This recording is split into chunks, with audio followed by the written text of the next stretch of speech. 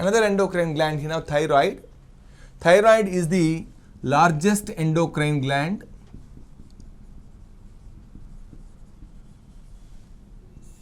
Largest endocrine gland lies on either side of trachea.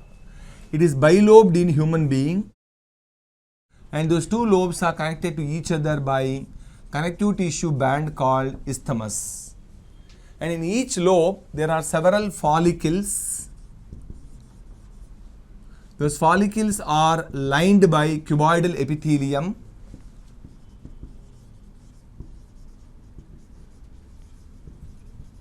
The follicles, suppose this is a follicle here now, is lined by cuboidal epithelium, and at center it is deposited with a protein called thyroglobulin. Thyroglobulin. The thyroglobulin absorbs iodine from the blood. Thyroglobulin absorbs iodine from the blood. It undergoes several biochemical changes to form T3 and T4, triiodothyronine and tetraiodothyronine. This T4 is also called thyroxine. Thyroxine, Now, thyroglobulin is obtained from an amino acid called tyrosine. Obtained from an amino acid called tyrosine. So, thyroxine in human body exists in two forms, T3 and T4. In fact, T3 is more effective than T4, Now, within the intercellular spaces of follicles, there are certain cells,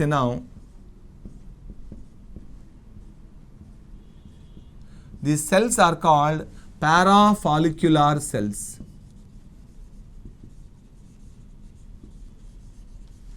They are present in the intercellular spaces of follicles. These parafollicular cells synthesize thyrocalcitonin, TCT. They synthesize a hormone called TCT, thyrocalcitonin. The thyrocalcitonin, along with the calcitonin of parathyroid, regulates calcium level. It decreases blood calcium level. The thyroid in all vertebrates is said to be a modified form of endostyle. Modified form of endostyle, and it is endodermal in origin. Endodermal in origin. Now, thyroid secretes a hormone. You learned now mode of formation of thyroxine hormone. Now, we shall talk about now the functions of thyroxine hormone. Thyroxine increases BMR rate by increasing the uptake of oxygen by cells. Absorption of oxygen by cells. The amount of oxygen required for the human body to bring about oxidation of foodstuffs when the body is at rest can be called BMR, basal metabolic rate. It increases basal metabolic rate by facilitating absorption of oxygen by tissues and cells. Number 2, it regulates body temperature.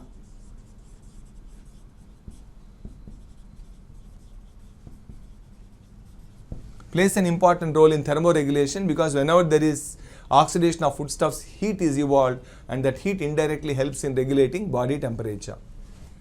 Then it brings about metabolism of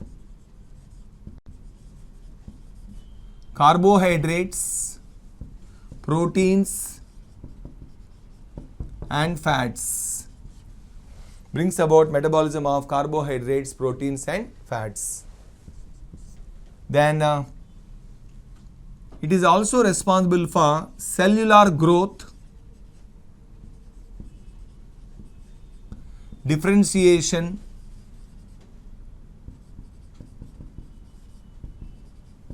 and metamorphosis. Essential for cellular growth, differentiation and metamorphosis. It also acts as erythropoietic organ, erythropoietic hormone. It brings about erythropoiesis, enhances the formation of RBC here now. Apart from that, it is also essential for electrolyte and mineral metabolism.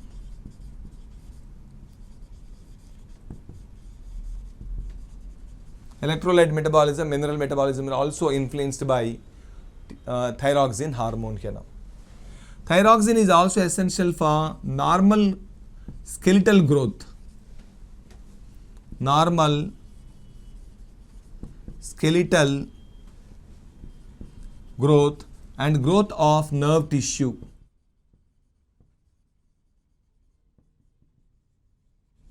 Growth of nerve tissue. So these are some of the most important functions entrusted to thyroxine hormone. Now, deficiency of thyroxine hormone in children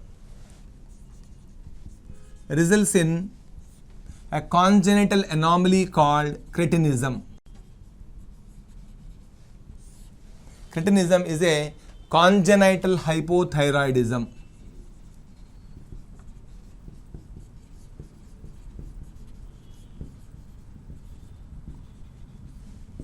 Congenital hypothyroidism. The symptoms are club fingers,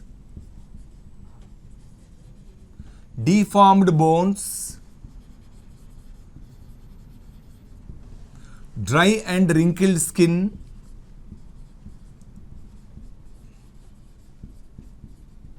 mental retardation,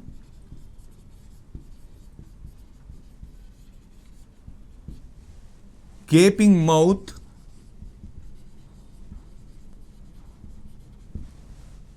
dripping of saliva,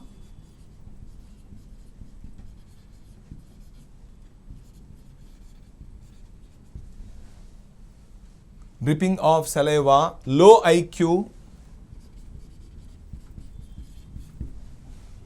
Apart from these characteristic symptoms, the other symptoms are low metabolism,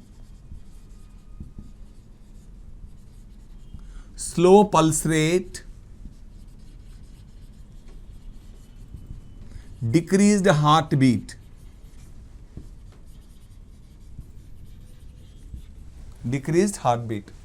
So all these symptoms are put together called cretinism. The characteristic symptom of cretinism is mental retardation in children here now. The characteristic symptom is mental retardation because iodine is essential for the formation of thyroxine. When the infants are deprived of iodine, they usually exhibit this symptom sometimes, that is cretinism, or otherwise it crops up as a congenital anomaly right from birth. Deficiency in adults results in myxedema,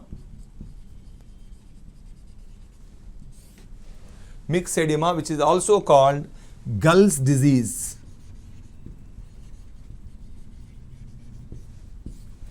Gull's disease. The symptoms are puffy face, the entire face swells up, becomes moon-like, accumulation of fluid beneath the skin, here now, waxy and scaly skin,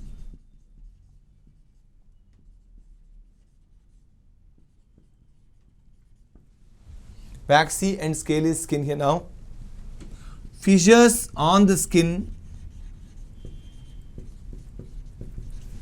Sometimes the skin ruptures at certain places and keeps on oozing out the fluid here now.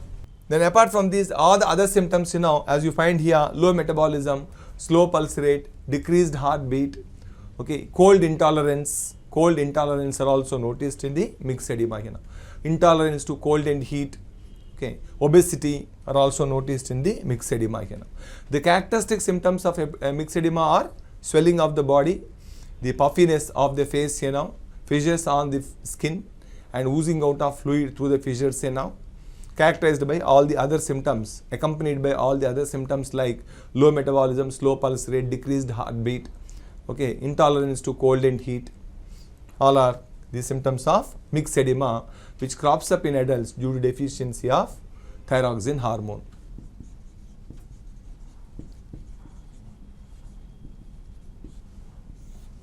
Now, hypersecretion of growth hormone, of thyroxine hormone results in exophthalmic goiter,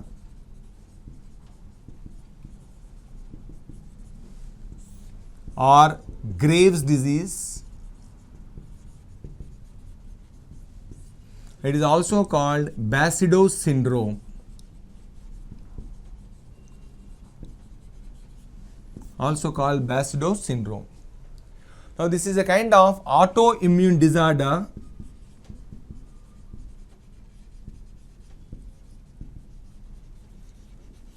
where certain antibodies are synthesized in the human body. These antibodies will go and interact with TSH receptors.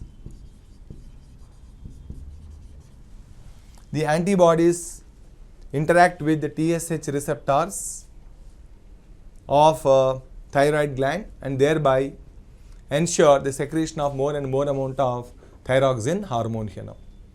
Okay, they activate the TSH receptors and thereby they ensure secretion of more and more amount of thyroxine hormone. On the thyroid gland, there are TSH receptors. Invariably, those TSH receptors respond to TSH hormone. But here in this, instead of being activated by TSH, they get activated by the antibodies, self-synthesized antibodies. As a result, thyroid secretes more and more amount of thyroxine hormone that results in exophthalmic goiter or Graves' disease, which is also called Basedow syndrome. A result of excess secretion of thyroxine hormone, there will be high body temperature, increased BMR rate, increased pulse rate,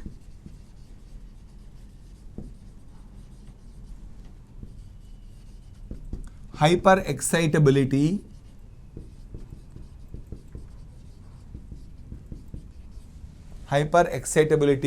profuse sweating,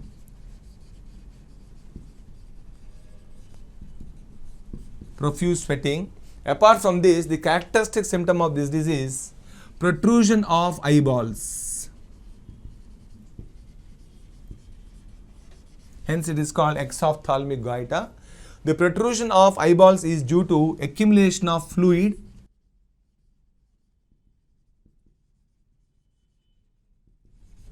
in the orbital fossa and the spasm of eyelid muscles.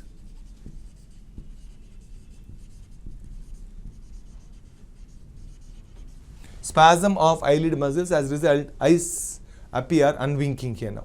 Okay, the eyes give unwinking stare due to spasm of the eyelid muscles and accumulation of fluid beneath the eyeballs.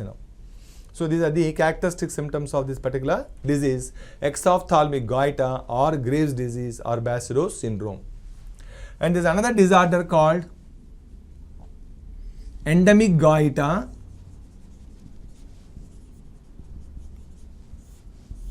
This endemic goiter is confined to certain parts of Andhra Pradesh, where the people, those who are deprived of iodine content here now, they usually suffer from this particular disorder.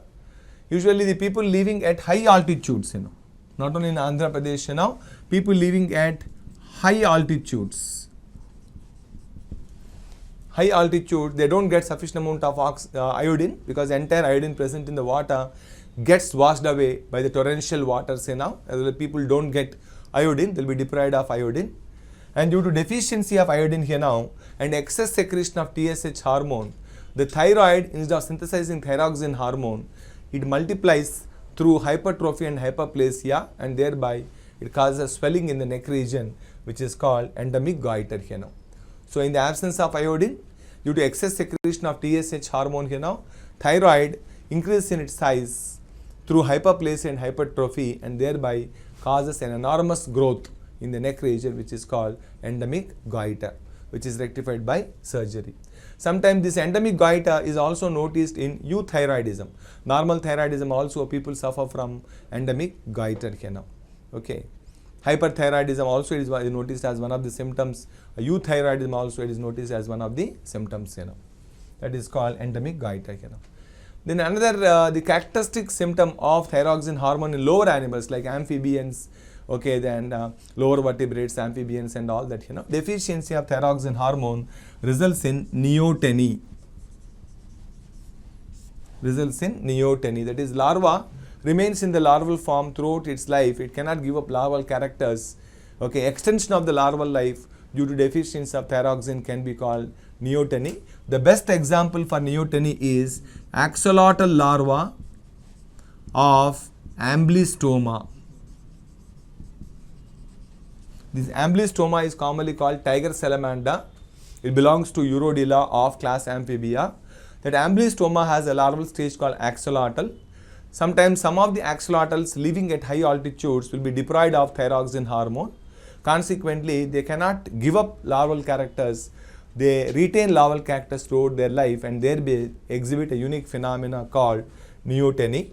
If such larvae are fed with iodinated diet or the diet with thyroxine, they give up larval characters and transform into adult.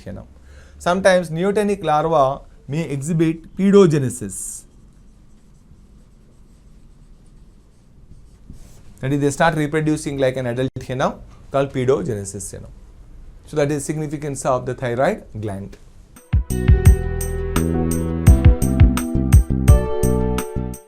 Next is the pineal gland. Pineal is also called epiphysis. It lies above the brain. Like pituitary, pineal is also ectodermal in origin. It secretes a hormone called melatonin. This melatonin is antagonistic to intermedin. It imparts pale color to animals by facilitating aggregation of pigment granules in the chromatophores. It facilitates concentration of pigment granules, aggregation of pigment granules in the chromatophores. That is melatonin. And in human being, however, it has no effect on pigmentation here now. But in human being, circadian rhythms, sleep-wake cycle,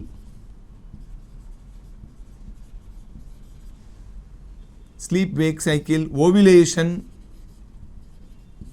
metabolism, pigmentation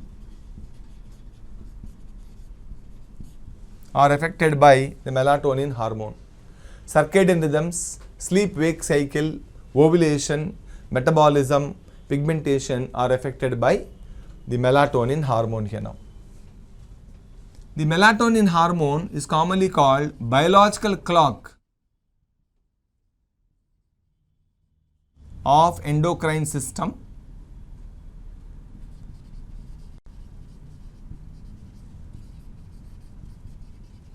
Biological clock of endocrine system because it stimulates suprachiasmatic nucleus.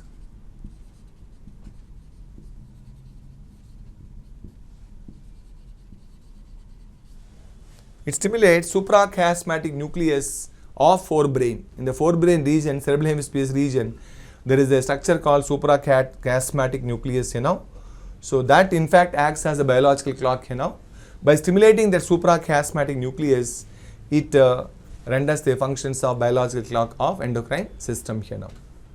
And some animals, melatonin suppresses the growth of gonads, and some animals it promotes the growth of gonads,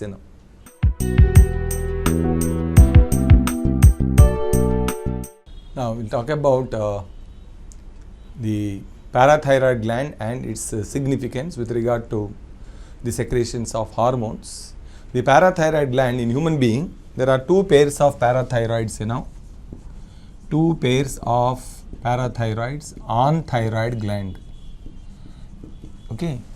A pair of parathyroids is present on each thyroid gland. There are two pairs of parathyroids on thyroid gland. The parathyroid gland is supposed to be the smallest endocrine gland. The largest is thyroid, happens to be the largest, and the smallest is parathyroid gland, because each gland, parathyroid gland, is hardly about 0.2 to 0.3 milligrams in size. Now the hormone secreting cells of parathyroid are called chief cells. The hormone secreting cells of parathyroid are called chief cells. They secrete a hormone called parathormone. They secrete a hormone called parathormone and another hormone called calcitonin.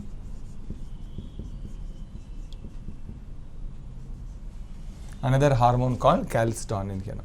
Now this parathormone is also called Collip's hormone.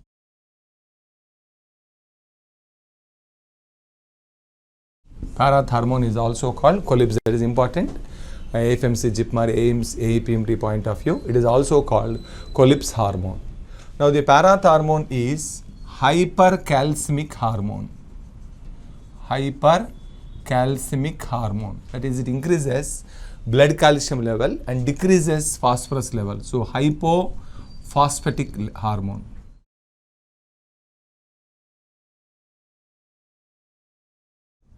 Hypophosphatic hormone and hypercalcemic hormone here. Now how does this parathormone increase blood calcium level? Now the parathormone here now, nearly from 2 to 3 sources here now, it mobilizes calcium and thereby increases blood calcium level. Number 1, it stimulates the nephrons to reabsorb calcium from the outgoing urine.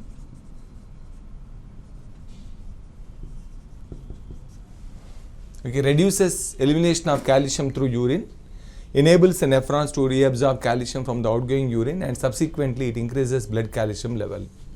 Number 2, it activates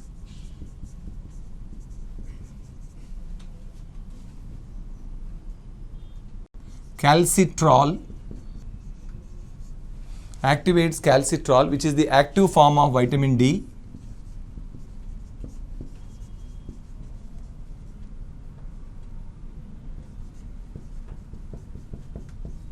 Activates calcitrol, which is the active form of vitamin D, and thereby increases blood calcium level. That is, in the presence of vitamin D, the alimentary canal, gastrointestinal tract absorbs calcium from the foodstuffs here now.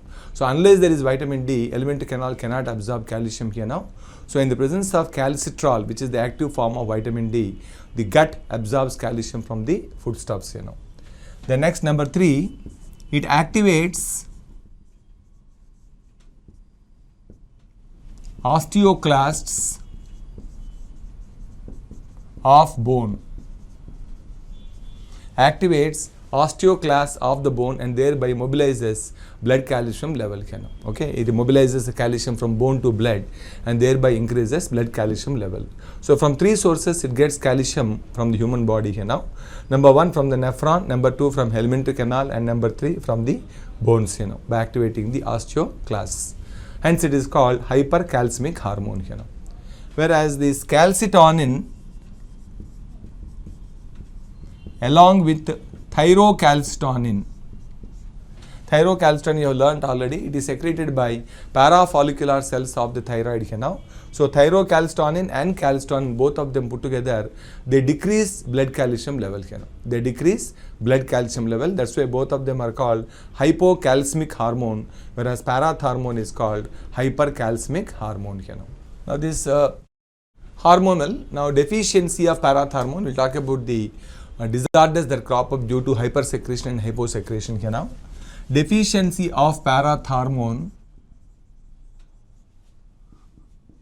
results in a disorder called parathyroid tetany.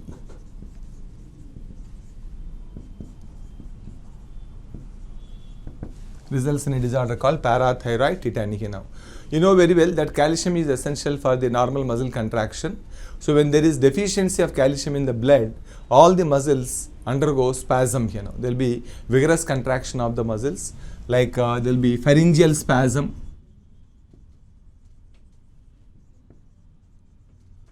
carpopedal spasm,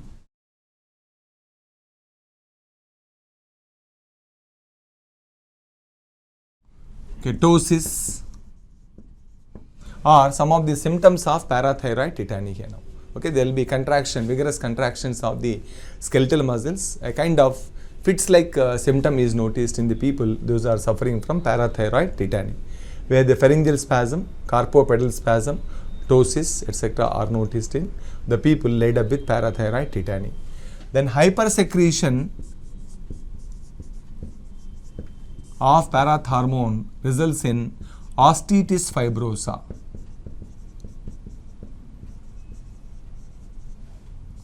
Results in osteitis, disorder called osteitis fibrosa. It is also called Rickling-Van Huysen's disorder.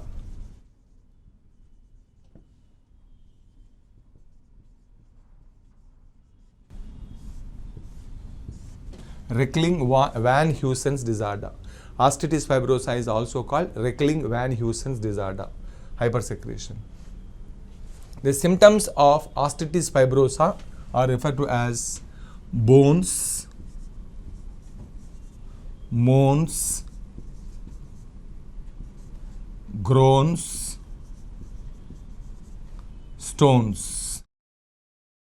The symptoms are fancifully stated as bones, moans, groans and stones. That is, they are the symptoms of bones. That is, mostly osteoporosis is noticed. When there is excess amount of parathormone, it removes the entire calcium from the bone matrix by activating the osteoclast.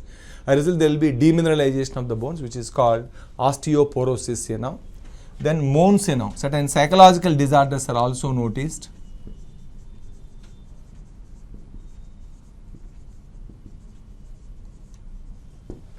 Like depression, mood swings, etc. They are also noticed. You call it moans. Then groans is gastrointestinal disorders.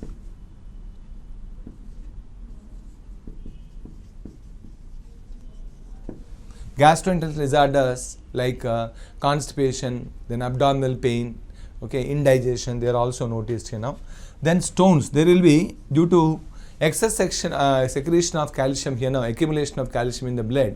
The calcium precipitates in the form of either calcium oxalate or calcium phosphate crystals. As a result of that, there may be renal calculi.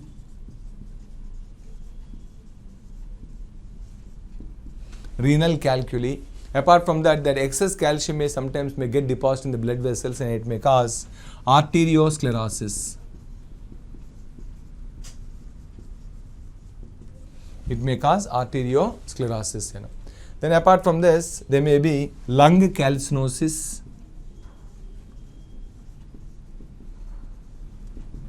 Lung calcinosis. Like that, the symptoms are referred to as bones, moans, groans and stones. That is osteitis fibrosa, Rickling-Van Huysen's disorder. That is due to hypersecretion of the parathormone hormone.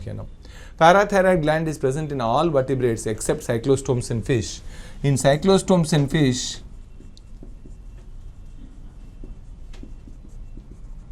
instead of parathyroid gland, they have got ultimobranchial gland. Ultimobranchial gland is present in them to regulate calcium metabolism here.